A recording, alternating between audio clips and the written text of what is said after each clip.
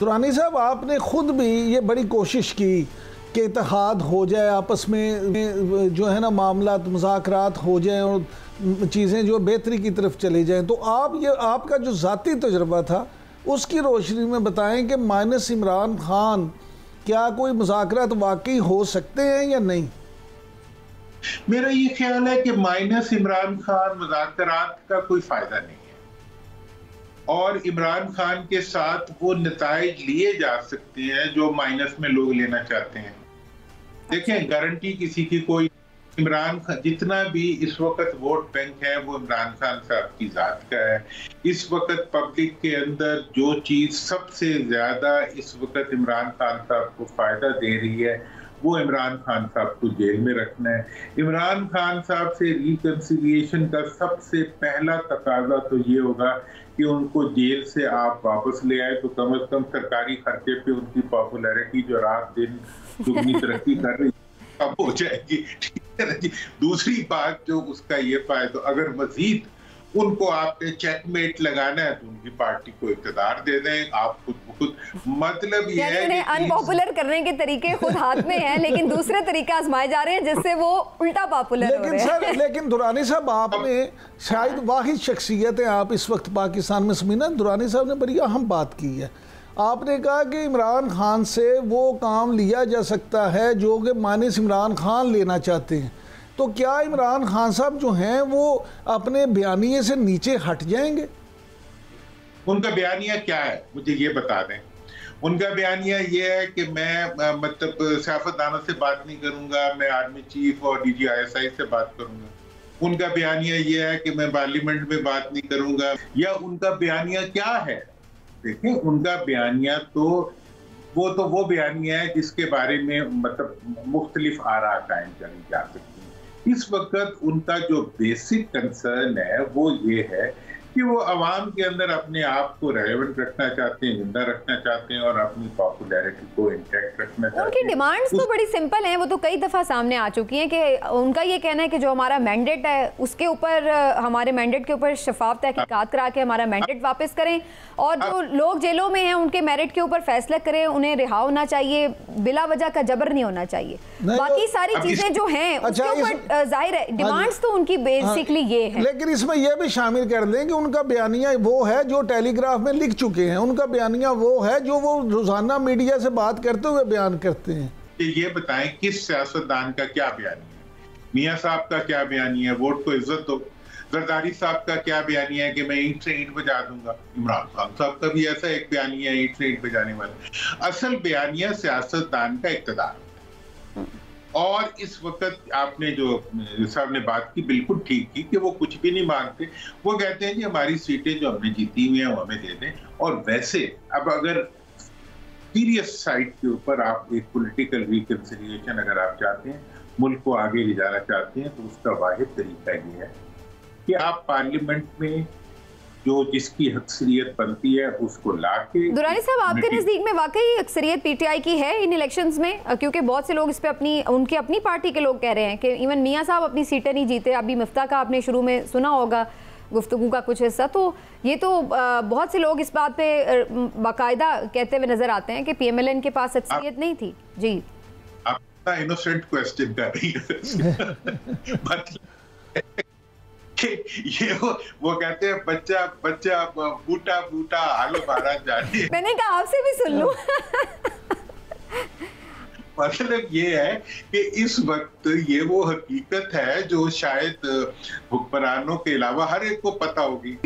तो बात इस वक्त जनाब सी है कि ये तमाम हकीकत आगे बढ़ने के लिए सियासतदान, देखिए सियासतदान की रिटायरमेंट की उम्र नहीं होती।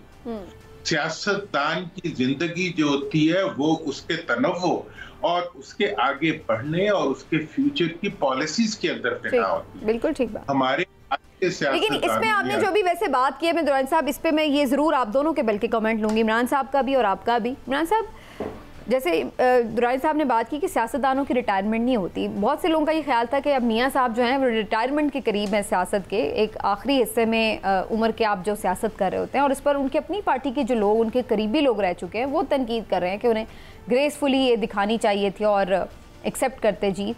आपको क्या नज़र आ रहा है PMLN का, मियाँ साहब का क्या मुस्तकबिल है सियासी? देखिए, मैं दुरानी साहब की इस बात से 100% मुत्तफिक हूँ कि हमारे यहाँ पाकिस्तान में सियासतदानों का बयानिया सिर्फ इक़्तिदार होता है, सिर्फ हुकूमत होती है और कोई बयानिया नहीं होता। इसलिए उनका जो ना रिटायरमेंट होती है, उनकी हर चीज़ इक़्तिदार होता है। मियाँ साहब के लिए भी जो है ना, ये सारी स्ट्रगल, ये सारी चीज़ें यही हैं कि वो दोबारा वज़ीर आज़म के मनसब पर बैठ जाएँ। इमरान खान साहब के लिए भी यही है कि वो जेल से निकलें और दोबारा उनको वज़ीर आज़म बना दिया जाए। जरदारी साहब की भी यही ख्वाहिश है कि वो सदर बन गए और उनके साहबजादे बिलावल भुट्टो जो है वो वजीर आजम। मैंने पूछा मियां साहब की क्या आपको लेगेसी नजर आ रही है, क्या छोड़ के लेगेसी जाएंगे? अब वो लेगेसी यही छोड़ के जाएंगे कि वो, आपने सुना नहीं, मरियम साहिबा कई दफ़ा कह चुकी हैं और पूरी मुस्लिम लीग नून चीख चीख के कह रही है। खुद मियाँ साहब बार बार कहते हैं कि जहाँ मैंने छोड़ा था वहाँ देखें पुल बन रहे थे, डैम बन रहे थे, सड़कें बन रही थी। उनकी लेगेसी यही है। वो यही कहते हैं कि वो तो डेवलपमेंट उन्होंने इतनी कर दी थी इस पाकिस्तान में कि जिसकी हद नहीं है। लिहाजा वो समझते हैं कि अगर मियाँ नवाज शरीफ वज़ीर आज़म नहीं होंगे तो शायद मुल्क में तरक्की हो ही नहीं हो सकती। अच्छा जी, लेकिन दुरानी साहब, जो आपके भी इस पे कमेंट अगर आप करना चाहें। दूसरी बात ये कि आपको लगता है जो अली अमीन गंडापुर साहब की भी अभी रिसेंटली मुलाकातें हुई हैं और उन्होंने इस बात का कल इंकशाफ किया है कि बातचीत तो बैकडोर कहीं ना कहीं चल रही है, तो इसका मतलब है कि पाकिस्तान तहरीक इंसाफ के लिए बंद दरवाजे खुले हैं? क्योंकि इससे पहले तो ऐसा लग रहा था कि एस्टैब्लिशमेंट का बड़ा सख्त गिर मौक़िफ़ है PTI के लिए भी और इमरान खान के लिए भी। देखिए, मैं इन दोनों इश्यूज पे एक एक मिनट जरूर बात करूंगा, बहुत इंपॉर्टेंट है। जहाँ तक मियाँ साहब का PMLN का सदर बनने का मामला है, उसके बारे में मैंने सबसे पहले ये बात कही थी कि अगर मियाँ साहब सदर बनेंगे तो वो PMLN का सदर बनने के लिए सदर नहीं बनेंगे, बल्कि अख्तियार के लिए। ठीक बात। दूसरी बात है कि PMLN की जो उठान है उसके अंदर जो PMLN का सदर होता है वही वजीर आजम होता है। इवन जुनेजो साहब जब वजीर आजम बने थे वो भी सदर बन गए।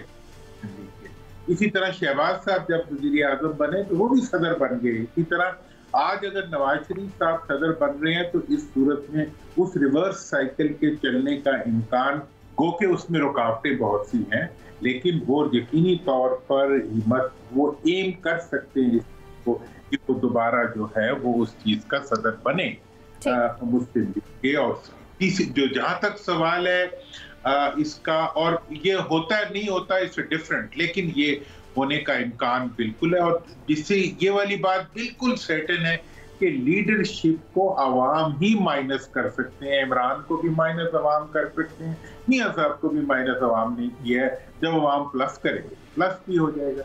अगली बात, जहां तक अली अमीन गंडापुर साहब की और रिकंसिलिएशन की बातचीत की है, मैं आज आपको ये प्रोडिक्ट कर दूं कि इस वक्त जो PTI की हकीकी लीडरशिप है वो गंडापुर साहब, क्योंकि उनके पास एक ओहदा भी है और उनको कॉन्फिडेंस भी हासिल है इमरान खान साहब का, क्योंकि सबसे इम्पोर्टेंट ओहदा जो इस वक्त पार्टी में है वो उन्होंने उनको दिया। इसलिए मुस्तकबिल में जो PTI की सियासत को जो फर्क लेके चलेगा, अगर आपने एक सियासी एनालिस्ट के तौर पे और एक जर्नलिस्ट के तौर पे एनालाइज करना है, तो आपको अली अमीन की जो मूव्स है उनको गौर से देखना चाहिए और उसमें से जो डायरेक्शंस बनती होंगी वही खान साहब की डायरेक्शंस होंगी और वही आगे। आपको लगता है दरवाजा इसका मतलब खुल चुका है? अगर अली अमीन साहब ये बात कर रहे हैं तो वो ये दरवाजा खोलने में कामयाब हो गए हैं, एस्टैब्लिशमेंट से बातचीत का दरवाजा? अभी तक कितनी खिड़कियां खुल, देखिए मैं इलेक्शन से पहले से लगा हुआ हूँ एक चीज का, आपको पता है जब मैंने, लेकिन मैं लगा हुआ था, मैंने कहा ये होनी है। उसके बाद इलेक्शन की खिड़की खुली, उसके बाद इलेक्शन के बाद पार्लियामेंट में आने की खिड़कियां खुली। सही है। मोहम्मद अली दुरानी साहब, आपका बहुत बहुत शुक्रिया sir, thank you so much. आपने